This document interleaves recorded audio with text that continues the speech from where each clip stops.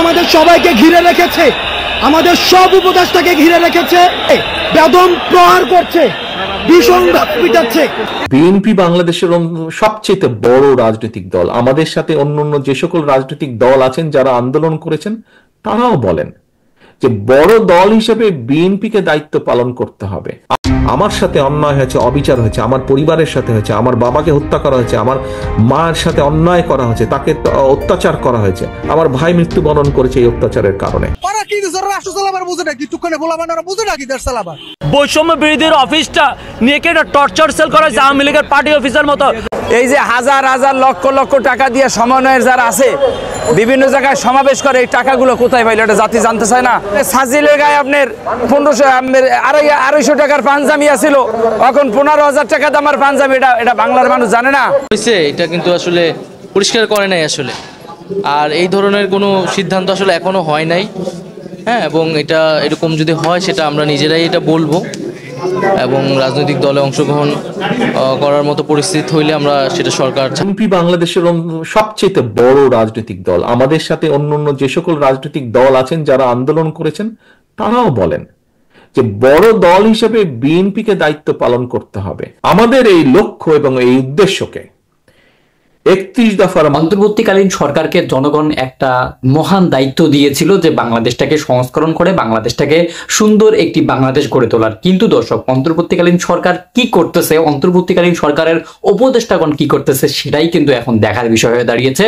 তারা নিজেদেরকে ঝালাই করে দিচ্ছে, নিজেদের মানে অন্তর্বর্তীকালীন সরকারের থেকে নিজেদের রাজনৈতিক দল গঠন করতেছে। আবার এমন কথা আসতেছে সমন্বয়করাও তাদের সঙ্গে যোগ দিয়েছে, তাদের সঙ্গে যোগ দিয়ে একটা রাজনৈতিক দল গঠন করবে অন্তর্বর্তীকালীন সরকারের পর। তারা নাকি বাংলাদেশটাকে আবার মানে পরিচালনা করবে, এমন কথা কিন্তু আসতেছে। বর্তমান সময়ের অন্তর্বর্তীকালীন সরকারের কিছু উপদেষ্টা যারা কিনা এতদিন ধরে অন্তর্বর্তীকালীন সরকারের ছিল, তারা হঠাৎ করেই কেন পদত্যাগ গ্রহণ করতেছে আর এর পিছনের মূল কারণটা কি? এবং আসিফ মাহমুদ এবং নাহিদ ইসলাম যে অন্তর্বর্তীকালীন সরকারের উপদেষ্টা পদে আছে, তারা কেন হঠাৎ করে এই পদত্যাগ গ্রহণ করার একটা সিদ্ধান্ত নিল সেটাই কিন্তু আপনারা জানতে পারবেন এবং বুঝতে পারবেন যে আসলে আমাদের আগামীর ভবিষ্যৎ কি হতে যাচ্ছে। অন্তর্বর্তীকালীন সরকারের উপর মানুষের যে একটা আস্থা ছিল, ভালোবাসা ছিল।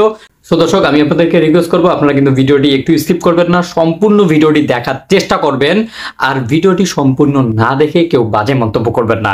সো কথা না বাড়িয়ে আমরা সর্বপ্রথম কিছু প্রতিবেদন দেখে নিব, যেই প্রতিবেদনগুলো নিয়ে বর্তমান সময়ে অনেক বেশি সমালোচনা হচ্ছে।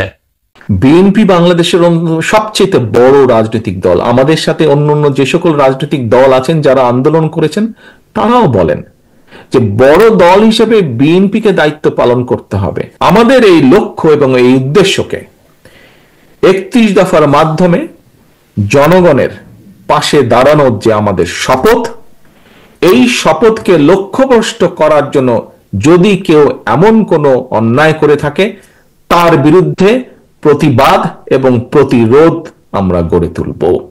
এই হোক আমাদের প্রতিজ্ঞা, এই হোক আমাদের শপথ। নির্বাচনী ব্যবস্থা ঠিক করার কথা বলেন তারেক রহমান। আমরা একটি নির্বাচন প্রত্যাশা করছি, যেই নির্বাচনে জনগণ সিদ্ধান্ত নেবে কে জনগণের দেখভাল করবে। দিন শেষে তো পাবলিক জিজ্ঞেস করবে, বুঝলাম সব কথা, তুমি আমার দ্রব্যমূল্যের কি করবা। দিন শেষে পাবলিক আপনাকে জিজ্ঞেস করবে, ভোট তো চাইবা, কিন্তু ভোট পাবার পরে তুমি আমার শিক্ষা ব্যবস্থা কি করবা, স্বাস্থ্যের কি করবা। বুঝলাম ওই স্বৈরাচার গণতন্ত্র ধ্বংস করেছে, সব লুটপাট করে নিয়ে গিয়েছে, কিন্তু তুমি আমার কর্মসংস্থানের কি করবা, আমার বেকার সন্তান বা বেকার ভাইয়ের কর্মসংস্থানের কি করবা। এই কথাগুলো আসবে। আর পার্লামেন্টে একটা সিট দিয়ে আপনারা আমাদেরকে কিনতে পারবেন না। দয়া করে ক্ষমতামুখী হইয়েন না। ক্ষমতামুখী যারা হয়েছে তাদেরকে দেশ ছেড়ে পালাতে হয়েছে। আমরা যতদিন পর্যন্ত রাজপথে আছি আমাদেরকে হাসিনা কিনতে পারে নাই, আমাদেরকে আওয়ামী লীগ কিনতে পারে নাই। আমরা ত্যাক্ত কণ্ঠে বলতে চাই, এই তরুণ প্রজন্মের সাথে আপনারা যারা বেঈমানি করবেন, আপনারা আমাদের আসনের লোভ দেখাবেন, আপনারা বলবেন আমরা মুখ আসন ছেড়ে দিব, পার্লামেন্টে একটা সিট দিয়ে আপনারা আমাদেরকে কিনতে পারবেন না। আমাদের এই যে জন আকাঙ্ক্ষা তৈরি হয়েছে, সেটির প্রতিফলন আপনাদেরকে ঘটাতে হবে। এই তরুণ প্রজন্মের ভাষা বুঝুন। যমুনা স্মার্ট রেফ্রিজারেটর, স্মার্ট লাইফে স্মার্ট রেফ্রিজারেটর।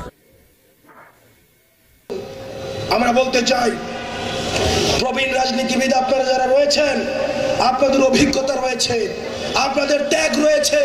গত 16 বছর ধরে আমরা দেখেছি আপনাদের নির্যাতন এবং নিপীড়নের মধ্য দিয়ে যেতে হয়েছে। প্রবীণদের যে অভিজ্ঞতা এবং নতুনদের যে ভয়হীন মনোভাব, এই দুইটার মিথস্ক্রিয়ায় 24 পরবর্তী বাংলাদেশ বিনির্মাণ করতে হবে। অন্যদিকে একদল রয়েছে কিভাবে তরুণদেরকে, তাদের মতামত হচ্ছে আন্দোলন হয়েছে, সফল হয়েছে, তোমরা আবার ঘরে ফিরে যাও, ক্ষমতা এবার আমরা একাই নিব। আমরা বলতে চাই, দয়া করে ক্ষমতামুখী হইয়েন না। ক্ষমতামুখী যারা হয়েছে তাদেরকে দেশ ছেড়ে পালাতে হয়েছে। ক্ষমতামুখী না হয়ে আপনারা জনতামুখী হন।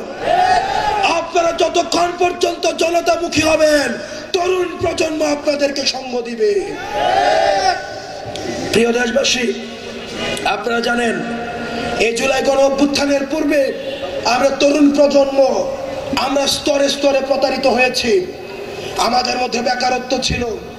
আমরা দেখেছি বিচার ব্যবস্থা কাজ করে নাই, আমরা দেখি পুলিশ কাজ করে নাই, প্রশাসন হচ্ছে এক ধরনের মাফিয়া তন্ত্র হয়েছে।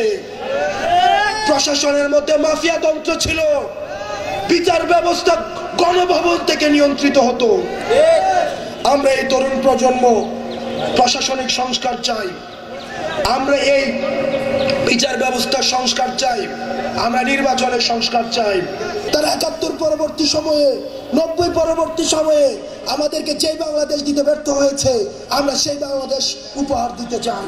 যেই বাংলাদেশে প্রত্যেকটা মানুষ নাগরিক হয়ে উঠবে, যেই বাংলাদেশে প্রত্যেকটা মানুষ নাগরিকের যে অধিকার রয়েছে সেই অধিকার নিয়ে গর্ব করে বাংলাদেশে বাঁচতে পারবে। সেই পর্যন্ত আপনারা ভালো থাকবেন, সুস্থ থাকবেন। আমরা যেন একটি 24 পরবর্তী একটি আদর্শ বাংলাদেশ করতে পারি, সার্ভিস ওরিয়েন্টেড বাংলাদেশ করতে পারি, এবং সেখানে সবার অংশগ্রহণ কাম্য।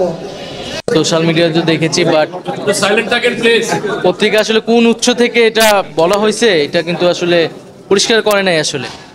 আর এই ধরনের কোনো সিদ্ধান্ত আসলে এখনো হয় নাই। হ্যাঁ, এবং এটা এরকম যদি হয় সেটা আমরা নিজেরাই এটা বলবো, এবং রাজনৈতিক দলে অংশগ্রহণ করার মতো পরিস্থিতি হইলে আমরা সেটা সরকার ছাড়ার সিদ্ধান্ত নিলে আমরা এটা আনুষ্ঠানিকভাবে বলবো। সেরকম কোনো সিদ্ধান্ত এখন পর্যন্ত আমার জায়গা থেকে বা আসিফের জায়গা থেকে আমি যতটুকু জানি যে এরকম হয়নি আসলে। কোনো রাজনৈতিক দল গঠনের না, এখনো আমরা এটা ভাবিনি। আমরা তো সরকারের কার্যক্রমই করতেছি। তো এই আলাপটা আসছিল যখন আসলে কিছু রাজনৈতিক দল থেকে বলা হচ্ছিল যে সরকারের থেকে রাজনৈতিক দলে অংশগ্রহণ, তখন আমি বলেছিলাম যে কথার প্রেক্ষিতে যে নতুন রাজনৈতিক দল হোক বা অন্য কোনো রাজনৈতিক দল হলো, আমরা সরকারে থাকা অবস্থায় সেটার সাথে সংশ্লিষ্ট হব না। এখন পর্যন্ত আমাদের এরকম কোনো সিদ্ধান্ত বা পরিকল্পনা আসলে হয়নি।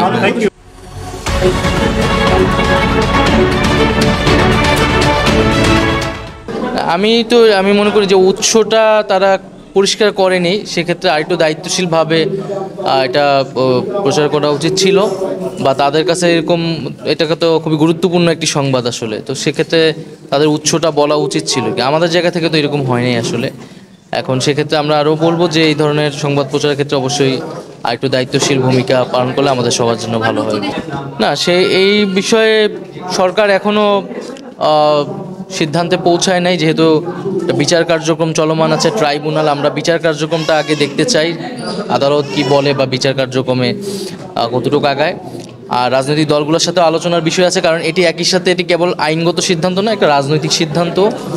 তবে ব্যক্তিগত জায়গা থেকে আমি বা ছাত্রদের পক্ষ থেকে ছাত্ররাও বলেছে যে আমরা মনে করি যে আওয়ামী লীগ 15 বছর যে ফ্যাসিজম করেছে, জুলাই যে ধরনের গণহত্যা সংঘটিত হয়েছে, তারপরে আওয়ামী লীগের রাজনীতি করার আসলে অধিকার নাই। আওয়ামী লীগ নামে, আওয়ামী লীগ ব্যানারে আসলে রাজনীতি করার সুযোগ বাংলাদেশে থাকা উচিত না বলে আমরা মনে করি। সেটার আইনগত প্রক্রিয়া কি হবে, রাজনৈতিক প্রক্রিয়া কি হবে, সেটা হয়তো আমাদের আলোচনা করে বের করতে হবে। আবার পাশাপাশি এটাও আমরা বলেছি যে আমরা কিন্তু কোনো প্রতিহিংসা হয়ে আমরা রাজনৈতিক প্রতিহিংসা শুরু করতে চাই না। আমরা রিকনসিলিয়েশনও চাই, আমরা জাস্টিসও চাই। ফলে যারা সন্ত্রাসী কার্যক্রমের সাথে জড়িত ছিল না, যারা করাপশনের সাথে জড়িত ছিল না, এইরকম যারা সমর্থক গোষ্ঠী আছে, নেতাকর্মী আছে, তারা সাধারণ ক্ষমা পেতে পারে। তাদেরকে সমাজে একটা রিকনসিলিয়েশনের ব্যবস্থা থাকতে হবে, নাহলে সমাজকে আমরা বিভাজিত অবস্থায় রাখতে পারি না। আমরা তো আলোচনায় আছি এবং সরকারের জায়গা থেকে সরকারের সম্পূর্ণ প্রস্তুতিও আছে। এখন এটা রাজনৈতিক দল বিএনপি এখানে দেরি করতেছে বা তারা একটু সময় চাচ্ছে, তো আমরা সেই সময়টাও তাদেরকে দিয়েছি। এখন দেখা যাক তারা তাদের উত্তরটা কি আসে।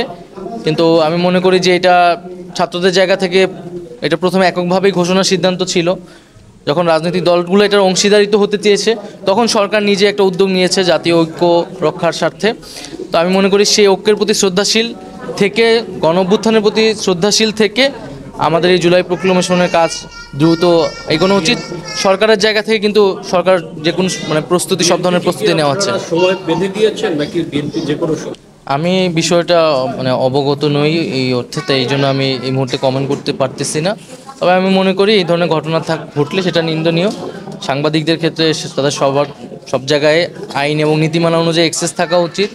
নারী সাংবাদিকদের ক্ষেত্রে আমাদের আরও বেশি নিরাপত্তার কথা ভাবা উচিত, কারণ আমরা মত প্রকাশের স্বাধীনতায় বিশ্বাস করি। যদি এই ধরনের ঘটনা থাকে সেটা আমাদের আলোচনা। বৈষম্য বিরোধীর অফিসটা নিয়ে কি একটা টর্চার সেল করা হয়েছে আওয়ামী লীগের পার্টি অফিসের মতো। আগে দেখতাম আওয়ামী লীগের ছাত্রলীগরা মানুষকে ধরে নিয়ে যায় তাদের অফিসে নিয়ে টর্চার সেলের মধ্যে ঢুকে মারতো। এরকম অনেক ঘটনা আছে। কেরানীগঞ্জে আপনারা দেখছেন না, খুন করে ফেলছে, মার্ডার করে ফেলছে। কালকে তো তাকে মারার উদ্দেশ্যেই মারা হয়েছে, 22টা সিলাই পড়ছে। তাহলে এই বৈষম্যবিধির রিফাত, রশিদ সহ যারা এখানে উপস্থিত ছিল, তারা এই হত্যাকাণ্ডের সাথে, হত্যাকাণ্ড ঘটানোর জন্য যে বেধড়কভাবে মারছে তার বিচার আমরা দাবি করছি। এইখানে আমরা কোনো প্রধান উপদেষ্টার কাছে বিচার চাব না, আমরা সরাসরি থানায় যাব, অভিযুক্তরা যাবে, তারা তাদের অভিযোগ দিবে, তারা মামলা নেবে। যদি প্রশাসন মামলা না নেয় তাহলে আমরা সেটাকে দুর্বার আন্দোলনের রূপ দেবো। কারণ এই জুলাই অভ্যুত্থানে আমি নিজে জেল খাটছি, আমাকে কি ট্যাগিং দেবে? রিফাত রশিদ 2 দিন হয়েছে যারা এরা আন্দোলন করতেছে, আমরা 18 সাল থেকে আন্দোলন করতেছি, এই আন্দোলন আমাকে জেলে নিয়ে গেছে, আমরা জেল খাটছি, গুলি খাইছি, এখনো বুকের মধ্যে 4টা গুলি রয়েছে। 28 অক্টোবরে আমরা আন্দোলন করা, এখন আমাদেরকে যদি ট্যাগিং দেয় যে ভাই আপনি কি, রিফাত রশিদেরা 17 তারিখের পরে সব হাওয়ায় গেছে, আসিফ শুধুমাত্র পলায় ছিল, আর অনেকেই বলতে পারে যে আপনারা বলেন সার্জিস, তারপরে হাসনাত, এরা সবাই পলায় গেছিল। আপনারা মিডিয়ারা সবাই জানেন, কারো কোনো খোঁজ খবর নাই। আন্দোলন চালাইছি আমরা রাজনৈতিক ব্যক্তিরাই, আমরা আন্দোলনকে যাত্রাবাড়ি চালাইছি। এই হাসিব মল্লিক, এই পীর্থু, এরাই নেতৃত্ব দিচ্ছে ওই যাত্রাবাড়িতে। সবচেয়ে বড় আন্দোলন যেখানে হয়েছে, তাদেরকে কিভাবে মারে এই জুলাই গণঅভ্যুত্থানে স্পিড ধারণ করে, কোন ধরনের লেগেসি তারা বহন করে? আমার এখানটা প্রশ্ন। আমরা তাদেরকে ছাড় দিচ্ছি, এর মানে এটা না তারা যা ইচ্ছা তাই করবে, যার সাথে মনে যায় তার সাথে করবে। আজকে আমাকে তারা হুমকি দেওয়াচ্ছে যে আপনাদের সংগঠনের অমুকে যাচ্ছে কেন। আরে ভাই, এখানে আমি সংগঠনের পক্ষ থেকে আসিনি, আপনারা সংগঠনকে ট্যাগিং দেওয়া শিখছেন। আওয়ামী লীগের ওই একই লেগেসি আপনারা বহন করতেছেন যে অমুক দলের থেকে কেন আসছে। আপনার উচিত ছিল সবাইকে নিয়ে বসা, গোল টেবিলে বসা, যে আপনাদের। দর্শক, জুলাইয়ের গণ অভ্যুত্থানের পর থেকে বাংলাদেশটাকে অন্তর্বর্তীকালীন সরকার এতদূর পর্যন্ত নিয়ে এসেছে। বাংলাদেশের মধ্যে অনেক সংস্করণ হচ্ছে, হবে এমন কথা কিন্তু আসতেছে। কিন্তু দর্শক, হঠাৎ করে বিভিন্ন রাজনৈতিক দলের চাপে পড়ে অন্তর্বর্তীকালীন সরকার এখন অনেক কথাই বলতেছে, উল্টাপাল্টা কথা বলতেছে, আবার ভালো কথা বলতেছে, দেশটাকে সংস্করণ করার কথা বলতেছে, আবার বলতেছে নির্বাচন দিবে, নানান রকমের কথা চলতেছে বর্তমান সময়ে। কিন্তু দর্শক, বর্তমান যারা সমন্বয়ক ছিল তারা কিন্তু এখন একটা নতুন রাজনৈতিক দল গঠন করেছে যে তারা আগামীতে সংসদ নির্বাচনে অংশগ্রহণ করবে।